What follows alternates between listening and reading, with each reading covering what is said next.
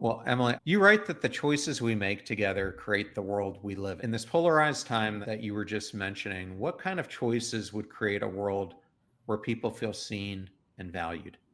John, you really do go for those big questions.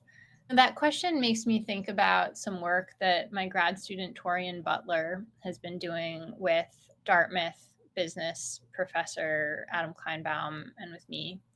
And in it, Torian is trying to systematically think about in our organizations, like our workplaces, for example, what are the things that give us a sense of belonging? What are the things that make us feel like we're part of that whole, that we're included?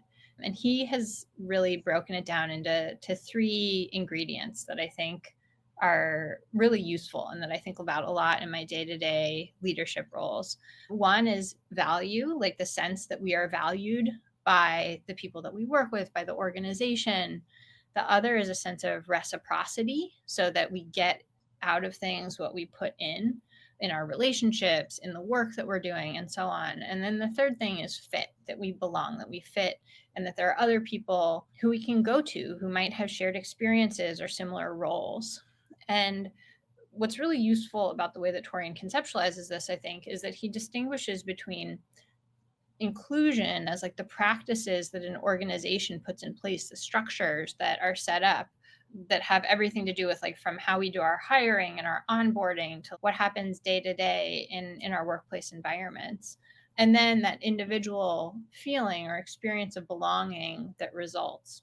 And so as individuals, as we gain more power in the organizations that we're part of, like that could be a workplace, it could also be within our communities, keeping those things in mind, like what are the systems that we are contributing to or putting in place that are going to make other people feel valued, that they're going to make people feel like they're getting out of it what they put into it, that are going to make them feel like they fit and like they really belong. I think Torian's framework is really powerful in that way.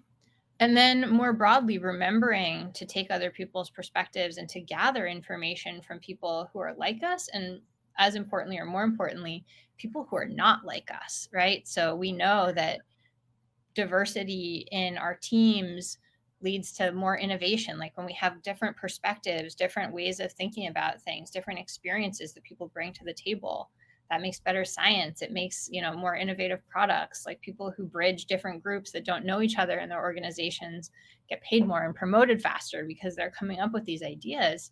And so how can we audit what's coming into our own calculations? Whose voices do we have access to? And how can we approach a wider range of perspectives with curiosity to allow us to really serve our communities and the world in the ways that we want to? I think there are so many layers to what you're asking about. And I'm really glad you're asking that question because I think just asking it and asking it of ourselves is so important in being deliberate about the choices that we're making related to it.